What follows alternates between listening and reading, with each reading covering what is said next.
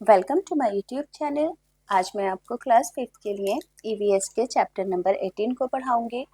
तो बच्चों hand to hand question answer भी लिखने बता दूंगी ताकि अलग से वीडियो को देखने में आपको अपना टाइम वेस्ट ना करना पड़े और आप अपनी कॉपी में hand to hand question answer भी लिख सको। तो चलिए डायरेक्ट ही पढ़ना स्टार्ट कर देते हैं। सभी बच्चे बुक का पेज नंबर 165 खोलेंगे। इस पर चैप्टर नंबर 18 है जिसका नाम है जाएं तो जाएं कहाँ। तो देखो चैप्टर का टाइटल क्या है, जाए तो जाए कहाँ, यानी कि ये जो चैप्टर है ऐसे लोगों के बारे में है जो फुटपाथ्स वगैरह पर रहते हैं। तो जैसे जैसे आप चैप्टर पढ़ते जाओगे ना वैसे वैसे आपको अच्छे से समझ में आता जाएगा। बच्चों बाकी के जितने भी चैप्टर्स हैं चैनल की प्लेलिस्ट में होते हैं, आप सभी को पता होगा। तो पढ़ना स्टार्ट कर देते हैं। जात्रिया भाई, क्या लिखा है जात्रिया भाई अपनी बेटी झिमली के साथ दरवाजे की चौखट पर बैठे सिडिया का इंतजार कर रहे थे। रात होने को था पर सिडिया अभी तक घर नहीं आया था। देखो ये रहे जात्रिया भाई, किस तरीके से ये एक जुग्गी सी के अंदर बैठे हैं और यहाँ पर बैठे हुए अपनी बेटी के साथ अपने लड़के का इंतजार कर रहे हैं जिसका नाम सिडिया है। लगभग 2 साल पहले जात्रिया का परिवार सिंदूरी गांव से मुंबई आया था। अपना कहने को यहाँ दूर के रिश्तेदार का एक परिवार ही था, जो इनकी जान पहचान का था वो भी दूर के रिश्तेदार का था। उन्हीं की मदद से जात्रिया भाई ने मछली पकड़ने के कटे हुए जालों की मरम्मत करने का काम शुरू किया था। क्या काम करते थे बच्चों जात्रिया भाई ना, मछली जिन जालों में पकड़ी जाती थी उन जालों की मरम्मत करने का काम करते थे। इससे तो उनका गुजारा नहीं हो सका था। घर का किराया, दवाई, खाना, स्कूल का खर्चा ही नहीं, पानी भी पैसों से यहाँ पर खरीदना पड़ रहा था। छोटे सीडिया को भी पास वाले मछली के कारखाने में काम करना पड़ा था। सीडिया सुबह के 4 बजे से 7 बजे तक मछली साफ करता, छोटी बड़ी मछलियों को अलग छांटता। उसके बाद वे घर आता था। थोड़ी देर सोकर दोपहर को वो स्कूल जाता था। शाम को सब्जी मंडी में घूमता फिरता था। कभी कभी किसी मैम साहब की थैलियां उठाता तो कभी रेलवे स्टेशन पर जाकर पानी की खाली बोतलें ढूंढकर कबाड़ी वालों को बेच देता था। जैसे तैसे जात्रिया भाई की परिवार की जिंदगी का गुजारा चल रहा था। आगे है, अब तो रात भी हो गई लेकिन सीढ़िया अभी तक घर नहीं आया। झिमली पड़ोसी के घर की खिड़की से टीवी पर नाच देख रही थी, मगर जात्रिया का मन टीवी देखने में नहीं लगता था। यहाँ सब कुछ कितना अलग था, कितनी नई अजीब दुनिया थी। दिन काम की भीड़ में चला जाता था और शाम पुरानी यादें लेकर आती थी। अब देखो बच्चों यहाँ पर 4-5 क्वेश्चन है जो कि हम हैंड टू हैंड लिखना सीख लेंगे। पहला क्वेश्चन है कि जात्रिया भीड़ में रहकर भी अकेला महसूस कर रहा था। क्या तुम्हारे साथ भी कभी ऐसा हुआ है? तो आप आंसर लिखोगे कि हाँ, कई बार मुझे लोगों की भीड़ में भी अकेलापन महसूस होता था। जब मैंने स्कूल में प्रवेश किया तो भले ही बहुत से लोग मुझे घेरे हुए थे, फिर भी मुझे अकेलापन महसूस होता था। अगला क्वेश्चन है बच्चों, अपनी जगह छोड़कर दूर नई जगह जाकर रहना कैसा लगता होगा? आंसर होगा कि अपनी जगह छोड़कर दूर नई जगह जाकर रहना मुश्किल होता है। आंसर थर्ड है कि जात्रिया जैसे परिवार बड़े शहरों में क्यों आते होंगे? तो जात्रिया जैसे परिवार बड़े शहरों में कामकाज की तलाश में आते हैं। अगला क्वेश्चन है कि क्या तुमने ऐसे बच्चों को देखा है जो पढ़ने के साथ काम पर भी जाते हैं? तो हाँ, मैंने कई बच्चों को देखा है जो काम पर भी जाते हैं। अगला क्वेश्चन है कि ये बच्चे किस तरह के काम करते हैं, इन्हें क्यों करने पड़ते हैं? तो आंसर लिखोगे, लास्ट क्वेश्चन का आंसर है ये बच्चे सड़कों पर कचरा बीनने, चाय आदि दुकानों में काम करते हैं। वे ऐसा गरीबी की वजह से तथा अपने परिवार के सदस्यों के लिए करते हैं। अब बच्चों नेक्स्ट पेज पर आएंगे 167 पर। अभी बच्चों 166 पर हैं, ये वाला टॉपिक भी रह गया है। टॉपिक दिया गया है पुरानी यादें। हरे भरे घने जंगलों और पहाड़ियों के बीच खेड़ी गांव में जात्रिया का जन्म हुआ था, यानी कि जात्रिया भाई का। उनके बचपन के बारे में बताया जा रहा है। उनके दादा के जन्म से पहले ही लोग यहाँ पर आकर पहले से ही रहा करते थे। उनके गांव में शांति तो थी, लेकिन सन्नाटा नहीं था। गांव में नदी की कलकल, पेड़ों की सनसन, पंछियों की चहक थी, यानी कि बहुत रौनक थी। यहाँ के लोग खेती का काम करते थे। गांव के लोग जंगलों में जाकर कंदमूल, साग सब्जी और सूखी टहनियाँ लाते थे। ये सब काम करते समय लोग बातें करते और गुनगुनाते। बड़ों के साथ काम करके छोटे बच्चे भी ये काम करना सीख गए, जैसे कि बांसुरी को बजाना, ढोल बजाना, मिलकर नाचना, मिट्टी और बांस के बर्तनों को बनाना, पंछियों को पहचानना, उनकी नकल करना आदि। लोग जंगल से इकट्ठा किया सामान इस्तेमाल करते, बचा हुआ सामान नदी पार करके बड़े गांवों में जाकर बेच दिया करते थे। वैसे तो वो एक गांव था, मगर सब एक बड़े परिवार की तरह आपस में मिलजुल कर रहते थे। उन्हें खाने पीने की चीजों की कोई चिंता फिक्र नहीं थी। जात्रिया की बहन की शादी भी उसी गांव में हुई थी। अच्छे बुरे समय में सब साथ मिलकर एक दूसरे की मदद करते थे। शादी ब्याह में काम और झगड़े गांव के बड़े बुजुर्गों के साथ मिलकर निपटाते थे। जात्रिया अब जवान हो गया था। वो खेती के भारी काम भी अकेले कर लेता था। बड़ी नदी के बीचों बीच ये मछली भी पकड़ता था। अब ये जंगलों से फल, पत्तियां, कंदमूल वगैरह खुद इकट्ठे करता था और गांव के बस कस्बों में जा जाकर इन्हें बेचा करता था। गांव में त्योहार के समय अपनी उम्र के लड़के लड़कियों की टोली में नाचता था और ढोल भी बजाता था। देखो यहाँ पर जात्रिया के जवानी से लेकर बचपन तक की कहानी को बताया गया है। तो पहला क्वेश्चन है कि खेड़ी गांव में बच्चे क्या क्या सीखते थे। तो खेड़ी गांव में बच्चे नृत्य करना, बांसुरी और ढोल बजाना, बांस और मिट्टी से बर्तन बनाना तथा पक्षियों और उनकी आवाजों की पहचान करना सीखते थे। अगला है, तुम अपने बड़ों से क्या क्या सीखते हो। तो आंसर में लिखोगे कि लास्ट में लिखा है मैंने अपने बड़ों से दूसरों का सम्मान तथा स्नेह करना, कठिन समय में दूसरों की मदद करना आदि सीखा है। नेक्स्ट क्वेश्चन है कि जिन चीजों का ज्ञान यात्रा को खेड़ी से हासिल हुआ, उनमें से कितना उन्हें मुंबई में काम आया होगा। तो यात्रिया ने खेड़ी में बहुत सी चीजें सीखी जो उन्हें मुंबई में काम आएंगी, जिससे उन्हें पैसा कमाने में मदद मिलेगी। अगला क्वेश्चन है कि क्या तुम हर रोज पक्षियों की आवाज सुनते हो और कौन कौन से। तो आंसर होगा कि हाँ, मैं लगभग हर रोज पक्षियों की आवाजें सुनता हूँ, जैसे कि कौवे, कबूतर और गौरैया की। अगला क्वेश्चन है कि क्या तुम किसी पक्षी की आवाज की नकल कर सकते हो, कर दिखाओ। तो हाँ, मैं कई पक्षियों जैसे कि कौवा, तोता, कोयल आदि की आवाजों की नकल कर सकता हूँ। नेक्स्ट है कि तुम रोज ऐसी कौन सी आवाजें सुनते हो जो कि खेड़ी के लोग नहीं सुनते, जैसे कि हम टीवी की, हवाई जहाज की आवाज, है ना। क्या तुमने सन्नाटा महसूस किया है, कब और कहाँ। तो देखो इसका आंसर होगा कि हाँ, मैंने पुस्तकालय में और सोते समय शांति का अनुभव किया है। तो बच्चों ये सभी आंसर स्क्रीनशॉट लेकर हैंड टू हैंड कॉपी में लिखते जाओ। बच्चों अगला टॉपिक है नदी के पास। एक दिन गांव वालों ने सुना कि उनकी नदी पर एक बहुत बड़ा बांध यानी कि डैम बनने वाला है ना।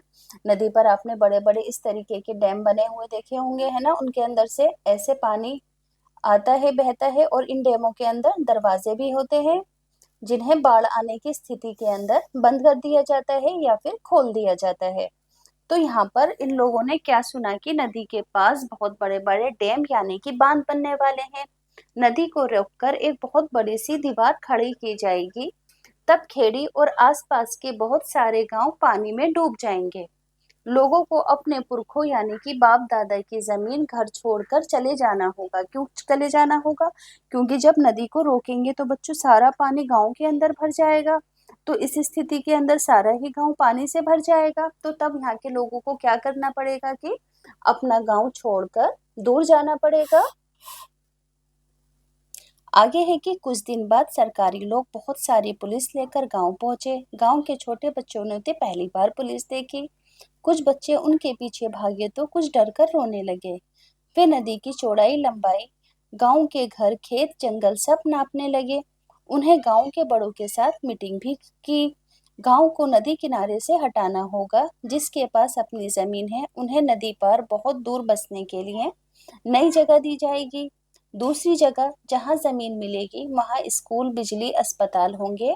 बस ट्रेनें भी होंगी। उनकी पूरी काउंसलिंग की गई कि अगर उन्हें यहाँ से हटाया जा रहा है तो ऐसी जगह पर घर दिए जाएंगे जहां पर बच्चों के लिए स्कूल होंगी, लाइट, बिजली वगैरह सब होगी। तो उसके माँ बाप और गांव के कई बड़े बूढ़ों को अपना गांव छोड़ना पसंद न था। जात्रिया भी ये सुनकर थोड़ा सहमत था, थोड़ा खुश भी था। सोचता था कि वो शादी के बाद अपनी दुल्हन को नए गांव में घर लेकर देगा। ऐसा घर जिसमें बटन दबाते ही बिजली चलेगी और घर में नल खोलते ही पानी आएगा। बस में बैठकर वे दूसरे शहर भी घूमने जाएगा। सोचता जब बच्चे होंगे तो उन्हें स्कूल भी भेजूंगा, उन्हें अपनी जैसा अनपढ़ नहीं रखूंगा। तो देखो बच्चों, अब यहाँ पर भी कुछ क्वेश्चन है। पहला क्वेश्चन है कि जात्रिया के गांव के कई लोगों को अपनी जंगल जमीन छोड़ना मंजूर न था। ऐसा क्यों था? ना चाहते हुए भी उन्हें अपना गांव छोड़कर जाना पड़ा। इसकी क्या वजह थी? तो आप आंसर में लिखोगे कि ये लोग गांव तथा जंगल में बचपन से रहे तथा बड़े हुए। उन्हें उस गांव तथा जंगल से प्यार था, इसलिए उन्हें जंगल तथा जमीन छोड़कर दूर जाना मंजूर नहीं था। अगला क्वेश्चन है, सेकंड क्वेश्चन। जात्रिया के खेड़ी के परिवार में कितने लोग थे? जात्रिया जब अपने परिवार के बारे में सोचता तो उसके मन में कौन कौन आता? तो आंसर लिखोगे। बच्चों पहले फर्स्ट वाले क्वेश्चन का आगे का भी थोड़ा सा आंसर है कि नदी पर बांध बनाने के कारण उन्हें उनका गांव डूब गया था, इसलिए उन्हें अपना गांव छोड़ना पड़ा। आगे ये भी है ना कि उन्हें अपना गांव क्यों छोड़ना पड़ा था। अब सेकंड क्वेश्चन है कि जात्रिया के खेड़े परिवार के में कितने लोग थे? जात्रिया जब अपने परिवार के बारे में सोचता तो उनके मन के अंदर कौन कौन आता था? तो आंसर में लिखेंगे, ये रहा सेकंड आंसर। जात्रिया के परिवार में कुल 3 लोग थे, जात्रिया, उनके माता तथा पिता। परंतु जात्रिया के लिए पूरा गांव ही उनका परिवार था। तीसरा क्वेश्चन है कि अपने परिवार के बारे में सोचते हो तो तुम्हारे मन में कौन कौन आता है? आंसर होगा कि जब मैं अपने परिवार के बारे में सोचती हूँ तो मेरे दिमाग में मेरे माता पिता, दादा दादी और चचेरे भाई सभी आ जाते हैं। चौथा क्वेश्चन है कि क्या तुमने ऐसे लोगों के बारे में सुना है जो अपनी पुरानी जगह से हटना पसंद नहीं करते? तो आंसर होगा कि हाँ, मेरे दादा दादी अपनी पुरानी जगहों में जाना चाहते हैं क्योंकि शहरों में उन्हें खुली जगह और साफ हवा का आनंद नहीं मिल पाता। अगला क्वेश्चन है कि क्या तुम कोई ऐसी जगह जानते हो जहाँ स्कूल है ही नहीं? तो आंसर होगा कि हाँ, मैं कई ऐसी जगहों को जानता हूँ जहाँ स्कूल नहीं है। यहाँ तक कि मेरे गांव में अभी तक स्कूल नहीं है। अगला क्वेश्चन है सिक्स्थ। जहाँ बांध बनता है वहाँ के लोगों को क्या क्या परेशानियां आती होंगी? तो आंसर लिखोगे कि उन्हें अपने घर छोड़ने पड़ते हैं तथा रोजगार के लिए परेशान होना पड़ता है। नेक्स्ट क्वेश्चन है कि खेड़ी गांव और जात्रिया के सपनों में नए गांव के चित्र अपनी कॉपी के अंदर बनाओ। अपने साथी का चित्र भी देखो और उनमें अंतर देखो। समझ में आया? देखो, खेड़ी गांव का चित्र और जात्रिया के सपनों के नए गांव का चित्र आपको अपनी कॉपी में बनाना है और अपने अपने आपके दोस्त को भी बनाना है। तो दोनों ही चित्रों के अंदर डिफरेंस देखो कि आपके और आपके दोस्त के चित्र के अंदर क्या डिफरेंट चीजें थी।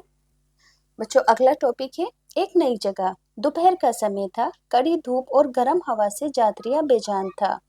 डामर यानी कि कोलतार से बना रास्ता जलते तवे जैसा गर्म था।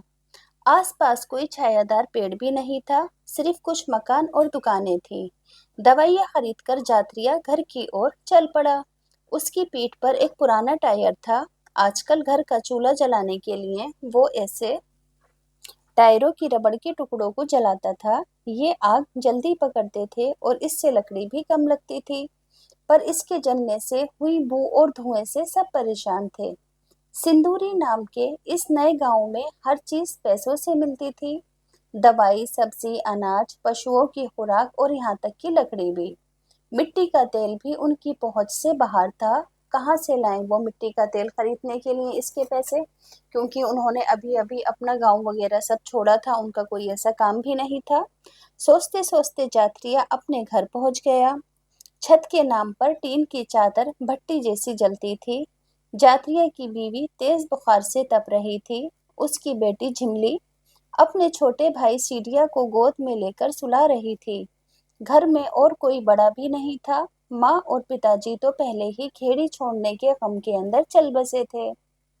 इस नई जगह पर उनके गांव के 8-10 परिवार थे जो उनके अपने थे। बाकी सारा गांव यहाँ वहाँ बिखर गया था। जिन्हें जहाँ जमीन दी गई वो वहीं पर बस गए। जैसा सपना देखा था वैसा सपना नहीं था, ये बिल्कुल एक नया गांव था। बिजली तो थी मगर वो बहुत कम आती थी, कभी नहीं आती थी। ऊपर से बिजली की बिल का नया खर्चा था। वहां नल तो थे पर उनके अंदर पानी भी नहीं आता था। इस गांव में जात्रिया को टीन की चादर से बना हुआ एक कमरे का घर मिला। उसमें पशुओं को रखने की कोई जगह नहीं थी। थोड़ी सी खेती की जमीन भी मिली थी मगर वो खेती के लायक नहीं थी। बड़े बड़े पत्थरों और कंकड़ों से भरी पड़ी थी। जात्रिया और उसका परिवार फिर भी जी जान से उसमें मेहनत करते, मगर धान खाद को खरीदने में जो पैसे खर्च होते वो भी उनके हाथ ना आते, यानी कि इस खेत की जो जमीन थी वो उपजाऊ नहीं थी, जिसकी वजह से जात्रिया के परिवार को खेती करने में फायदे की जगह नुकसान का सामना करना पड़ रहा था। नेक्स्ट पेज है। वहां पुराने गांव में बीमारी कम थी। कोई बीमार भी हो जाता था तो जड़ी बूटियों से दवा बनाकर उसे दे दी जाती थी। यहाँ स्कूल था मगर टीचर खेड़ी इन बच्चों की तरफ ध्यान नहीं देती थी। नई भाषा भी पढ़ाई इन बच्चों के लिए कठिन थी। सिंदूरी गांव के लोगों को इन लोगों का यहाँ आना पसंद न था। उनको खेड़ी के लोगों की भाषा, रहन सहन सब अजीब लगता था। वे खेड़ी वालों को बिन बुलाए मेहमान कहकर उनका मजाक भी उड़ाते थे। क्या सोचा था और क्या हुआ, क्योंकि देखो जात्रिया ने क्या सोचा था, जब वो नए गांव जाएगा वहां स्कूल होंगे, बिजली होगी, नलों से पानी आएगा, पक्की सड़कें होंगी और वो बसों में बैठकर एक जगह से दूसरी जगह जाएगा। मगर जैसा उसने सोचा था ऐसा यहाँ पर बिल्कुल भी नहीं था। अब बच्चों इस चैप्टर के 3-4 क्वेश्चन हैं। पहला क्वेश्चन है कि क्या सिंदूरी गांव जात्रिया के सपनों के गांव जैसा था? तो आंसर होगा नहीं, ये बिल्कुल ही अलग था। नेक्स्ट है, सिंदूरी और अपने सपनों के गांव में क्या अंतर मिला उसे? तो आंसर लिखोगे आप, सिंदूरी में प्रत्येक वस्तु पैसे से मिलती थी। बीमार पड़ने पर अस्पताल में दिखाना पड़ता था, जबकि जात्रिया के गांव में बीमार पड़ने पर जड़ी बूटी से इलाज कर लिया जाता था। अगला क्वेश्चन है, क्या तुम कभी किसी के घर बिन बुलाए मेहमान गए हो तो तुम्हें कैसा लगा? तो आंसर में लिख देंगे नहीं, है ना। हम नहीं, मैं किसी के घर बिन बुलाए मेहमान नहीं था। अगला क्वेश्चन है कि जब तुम्हारे यहाँ कुछ दिन मेहमान रहने आते हैं तब तुम्हारे परिवार वाले क्या क्या करते हैं? तो हम उनका अच्छे से स्वागत करते हैं। जब कुछ दिनों के लिए हमारे घर मेहमान आएंगे तो हम उनको अच्छे अच्छे पकवान बनाकर उनके साथ अच्छा व्यवहार करेंगे। नेक्स्ट पेज पर आएंगे, 172 पेज नंबर है। पहला क्वेश्चन है यहाँ पर, जात्रिया ने क्या सोचकर मुंबई जाने की ठानी? क्या उन्हें मुंबई वैसा ही मिला? तो देखो, जात्रिया के भाई ने सोचा था कि यदि बिन बुलाए मेहमान ही कहलाना है तो ऐसी जगह जाएं जहां सपने पूरे हो सके। नहीं, उन्हें मुंबई अपनी सोच की तरह नहीं मिला। फर्स्ट का कुछ आंसर हो गया। जात्रिया के बच्चे मुंबई में किस तरह के स्कूल में जाते होंगे? तो जात्रिया के भाई के बच्चे मुंबई के नगर निगम के स्कूल जाते होंगे। अब आगे है, क्या तुम किसी बच्चे या परिवार को जानते हो जो अपनी जगह से हटाए गए हो? तो हाँ, मैं कुछ लोगों को जानती हूँ जो अपनी जगह से हटाए गए हैं। वे कहाँ से आए हैं, उन्हें यहाँ क्यों आना पड़ा?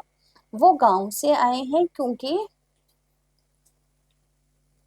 देखो इसका आंसर ये लिखना कि हाँ मैंने समाचारों में सुना है कि दिल्ली में जमुना पार की झुग्गी झोपड़ियों को हटाया जा रहा है। मुझे उन लोगों के लिए बहुत बुरा लगा। वो गांव से आए हैं क्योंकि वहां बांध बन रहा था। अगला क्वेश्चन है कि उनकी पहली जगह कैसी थी? उनकी तुलना में नई जगह कैसी है? थर्ड का आंसर होगा कि उनकी पहली जगह भी अच्छी थी, उसकी तुलना में नई जगह ज़्यादा अच्छी है, यहाँ रोजगार के अवसर ज़्यादा हैं। अगला क्वेश्चन है चौथा क्वेश्चन, क्या उनकी भाषा और रहन सहन यहाँ के लोगों से अलग थी? तो आंसर होगा कि चौथा आंसर, उनकी भाषा और वहाँ की भाषा में कोई विशेष अंतर नहीं है, परंतु ये एक बड़ा शहर है, यहाँ के रहन सहन भानु गांव से बिल्कुल अलग है। क्वेश्चन 5, उनकी भाषा के कुछ शब्द सीख कर लिखो। जैसे कि उनकी भाषा के यहाँ पर लिखा है, वो बुर्बक को, बेवकूफ को बुर्बक कहते हैं और बोल को बाल कहते हैं। इसी तरीके से छठा क्वेश्चन है, क्या वो कुछ ऐसी चीजें बनाना जानते हैं जो कि तुम नहीं जानते हो? तो आंसर होगा हाँ, वो बांस की टोकरियां तथा अन्य सामान बनाना जानते हैं जिन्हें मैं बनाना नहीं जानता। नेक्स्ट पेज पर आएंगे। तुम तुमने शहर की किसी बस्ती को हटाने के बारे में सुना या पढ़ा है, तो तुम इसके बारे में क्या सोचते हो? तो आंसर लिखोगे कि हाँ मैंने समाचारों में सुना है कि दिल्ली में जमुना पार की झुग्गी झोपड़ियों को हटाया जा रहा है। मुझे उन लोगों के लिए बहुत बुरा लगा। अगला क्वेश्चन है कि नौकरी में तबादला होने पर भी अपने अपने रहने की जगह से दूर रहना पड़ता है, तो तब कैसा लगता है? तो नौकरी में तबादला होने पर भी लोगों को पुरानी जगह छोड़ना अच्छा नहीं लगता, परंतु नई जगह पर रहने की खुशी होती है। अगला क्वेश्चन है कि जातीय के परिवार जैसे लाखों परिवार अलग अलग कारणों से बड़े शहरों में रहने के लिए जाते हैं, मगर इन बड़े शहरों में उनकी जिंदगी क्या पहले से अच्छी होती है?